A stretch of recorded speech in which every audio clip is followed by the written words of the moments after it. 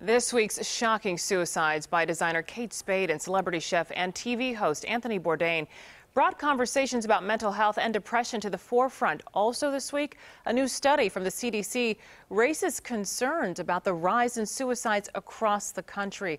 Well, here in the studio with it this morning is clinical psychologist Sheela Raja to talk about suicide prevention and coping with loss. Good morning. Good morning. So first, let's start with those numbers. Is it every 12 minutes someone commits suicide? Yeah, we're losing 125 approximately Americans a day to suicide. The rates have gone up by 20% or 25% in the last 2 decades, and even more with our young people. So we have an epidemic on our hands. What do they think is the cause of this? Why is this happening? Well, we really aren't sure. Probably social media is contributing to the fact that, we're all online too much and not connecting as much as we used to. We really do have to look out for the risks.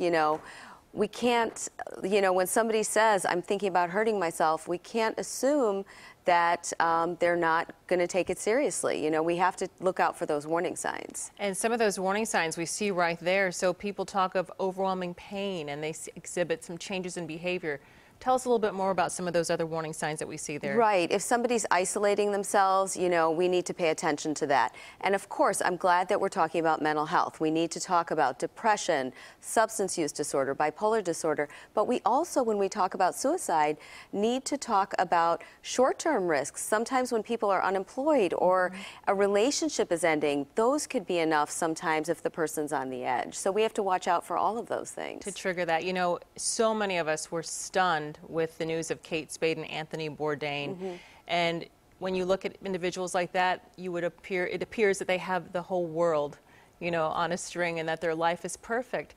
But this can truly show you that if it's not talked about or if, someone doesn't see the warning signs, that something like that can happen. And what is it that people or families can do if they see any of those warning signs? What should they say to prompt an individual? Because sometimes they don't want to get help. Right. I think that one of the things we as a culture need to start doing is we have to destigmatize talk about mental health, suicide, bullying, discrimination, all of those things where people can talk openly so that they can start getting help. We need to talk about suicide in the same way that we talk about depression or cancer or other types of, biological issues that people might be dealing with or stressors that people are dealing with. You said something very powerful. I was listening to talk radio the other morning, and a person suffering from depression said, well, if I had cancer, you wouldn't say, just get rid of your cancer.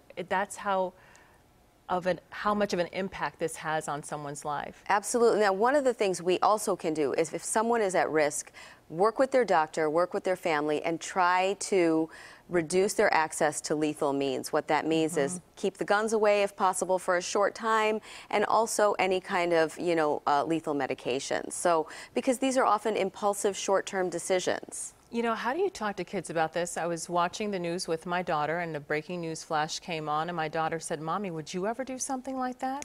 Which was just so sad because my daughter's 10, Anthony Bourdain's daughter 11, and I believe Kate Spade's daughter right around the same age. Yeah, I agree, because I don't think we can shelter our kids from, as much as we want to. I feel the same way with my kids. And so we have to, again, talk openly that sometimes these things happen. But of course, we have help, we have resources, and you have the ability to be able to cope with things. To talk openly with our kids about, bullying or trauma or something difficult that they might be going through in their life, and saying, we will help you through those things, that will help you through life's difficult moments, is one of the best things that we can do.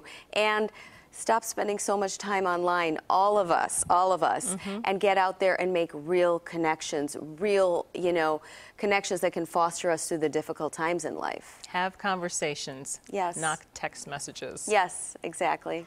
And again, some other tips right there, especially when it comes to talking with your children about suicide. So thank you so much, Dr. Raja, for coming in and for joining us this morning.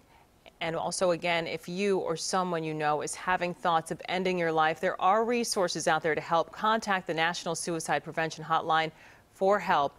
It is free, 24 hours a day. That number for you, we're going to have that up on the screen in just a moment. The number 1-800-273-8255. Again, that number 1-800 273-8255.